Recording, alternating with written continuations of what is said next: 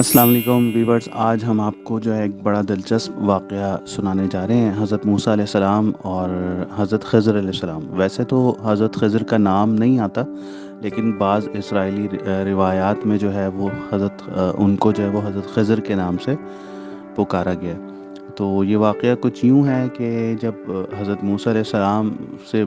بات ہوئی اللہ سبحانہ و تعالیٰ کی، تو علم کے حوالے سے تو ہوتا یہ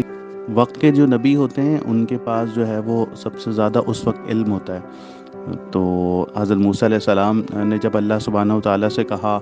کہ علم کے حوالے سے، تو اللہ سبحانہ و تعالیٰ نے حضرت موسیٰ علیہ السلام کو کہا کہ فلاں فلاں جگہ جائیں اور وہاں پہ ہمارا ایک بندہ ہے، یعنی اللہ سبحانہ و تعالیٰ کے پاس ہوتا ہے سارا تمام کا تمام غیب کا علم، وہ جس کو چاہتے ہیں دیتے ہیں۔ تو اللہ تعالیٰ کے کچھ نیک بندے ہوتے ہیں جو کہ اللہ سبحانہ و تعالیٰ ان کو اپنا علم فراہم کرتے ہیں، ان کو غیب کا علم سکھاتے ہیں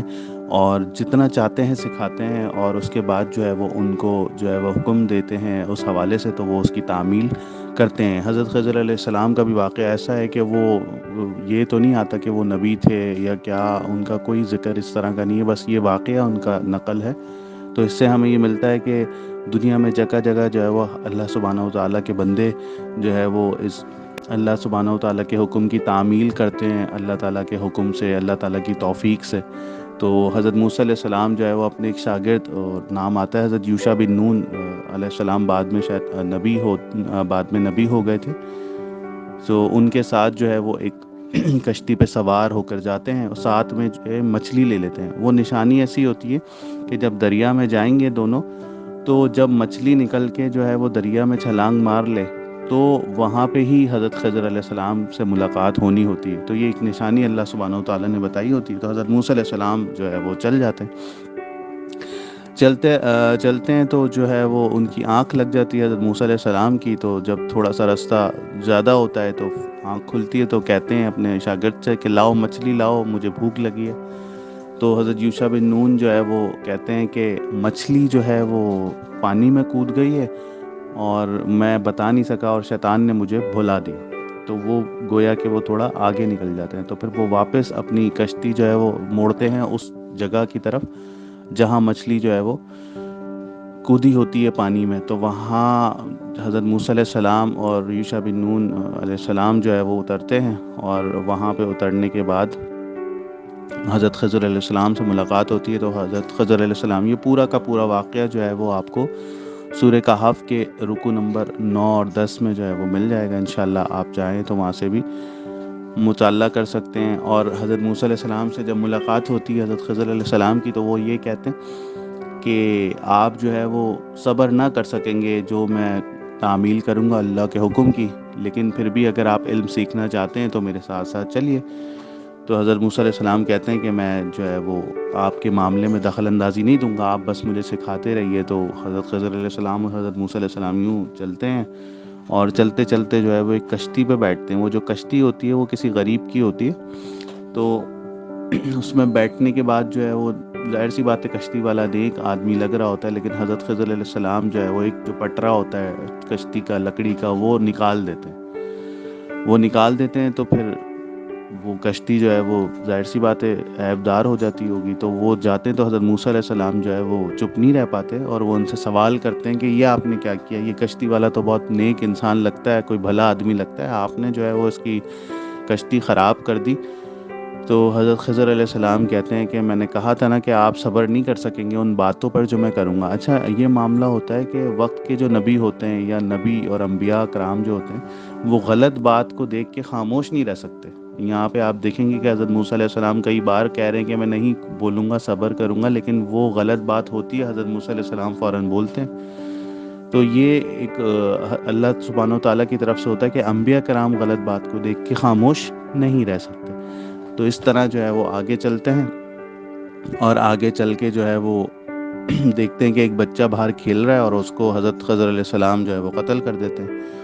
تو یہ تو بہت ہی بڑا معاملہ ہوتا ہے۔ تو حضرت موسیٰ علیہ السلام فوراً بول پڑتے ہیں کہ جو ہے وہ آپ نے جو ہے وہ اس بچے کو قتل کر دیا، یہ تو بہت بڑا گناہ ہے، بہت بڑا غلط کام کر دیا۔ تو حضرت خضر علیہ السلام کہتے ہیں کہ اب جو ہے وہ آپ صبر نہیں کر سکیں گے، آپ جو ہے وہ یعنی میرے ساتھ نہ آئیے۔ تو حضرت موسیٰ علیہ السلام پھر معذرت کرتے ہیں کہ میں اب جو ہے وہ نہیں بولوں گا اور میں آپ کے ساتھ چلنا چاہتا ہوں۔ تو اس طرح جو ہے وہ چلتے ہیں، تو وقت ہو جاتا ہے کافی، تو آپ دونوں کو، تینوں کو، وہ شاگرد جو ہوتے ہیں ان کو بھوک لگتی ہے۔ جب بھوک لگتی ہے تو اس بستی میں داخل ہوتے ہیں، تو بستی والے ان کو کھانا دینے سے انکار کر دیتے ہیں۔ تو اب بات یہ ہے کہ بستی والے اچھے لوگ نہیں ہوتے، لیکن جو ہے وہ حضرت خضر علیہ السلام ایک دیوار جو ہے وہ ٹیڑھی ہو رہی ہوتی ہے، اس کو بالکل یعنی محنت کر کے جو ہے وہ سیدھا کر دیتے ہیں۔ تو حضرت موسیٰ علیہ السلام کہتے ہیں، وہی بھول پڑتے ہیں کہ آپ نے یہ کیا کیا، یہ بستی والے تو ہمیں کھانا نہیں دے رہے تھے اور آپ نے دیوار سیدھی کر دی، اور دیوار چاہتے تو آپ اس کے عوض کچھ کھانا لے لیتے، کچھ پیسے لے لیتے تاکہ ہم اپنا پیٹ بھر سکتے۔ تو حضرت خضر علیہ السلام کہتے ہیں کہ بس اب موسیٰ علیہ السلام، آپ کے اور میرے درمیان جدائی ہے، اور بس اب میں آپ کو یہ باتیں بتا دیتا ہوں جس میں آپ صبر نہ کر سکے، لیکن اب میں آپ کو آگے نہیں لے جا سکتا۔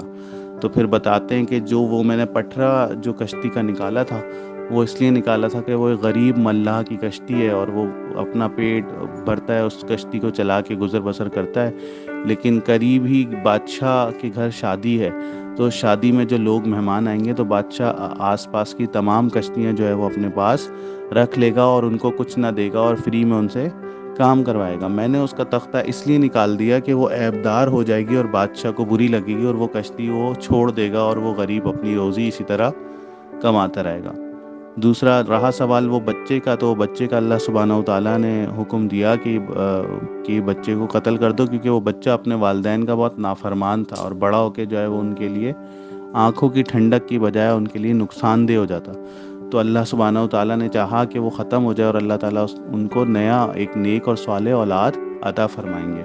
اسی طرح جو تیسرا واقعہ ہے، یہ بستی جو ہے وہ بہت خراب لوگوں کی ہے، لیکن اس میں ایک بہت نیک آدمی رہتا تھا جس کا انتقال ہو گیا، اس کے یتیم بچے ہیں، اور اس دیوار کے نیچے اس کا خزانہ دفن ہے جو کہ بچوں کو ملنا ہے۔ اگر یہ دیوار ابھی گر جاتی تو وہ خزانہ ظاہر ہو جاتا اور ان بستی والوں کے ہاتھ لگ جاتا۔ تو وہ دیوار آپ کے رب نے چاہا کہ میں اس دیوار کو سیدھا کر دوں تاکہ وہ سونا جو ہے وہ بچوں کے حوالے ہو جائے۔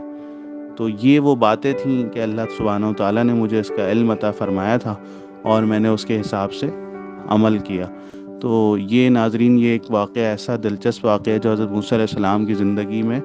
بہت ہی خوبصورت ترین اور ایک سیپریٹ سا، ایک الگ سا ایک واقعہ ہے جو میں نے آپ کو سنایا ہے۔ تو اللہ تعالیٰ سے دعا ہے کہ ہمیں بھی جو ہے وہ نیکیاں کرنے کی توفیق عطا فرمائے، اور نیکیوں میں آگے بڑھنے کی، سبقت لے جانے کی توفیق عطا فرمائے۔ تو اگر چینل کو سبسکرائب نہیں کیا تو پلیز چینل کو سبسکرائب کر دیں، تاکہ آگے ایسے ہی اچھے اچھے واقعات جو ہے وہ آپ کے لیے ہم سناتے رہیں۔ جزاکم اللہ و احسن الجزا۔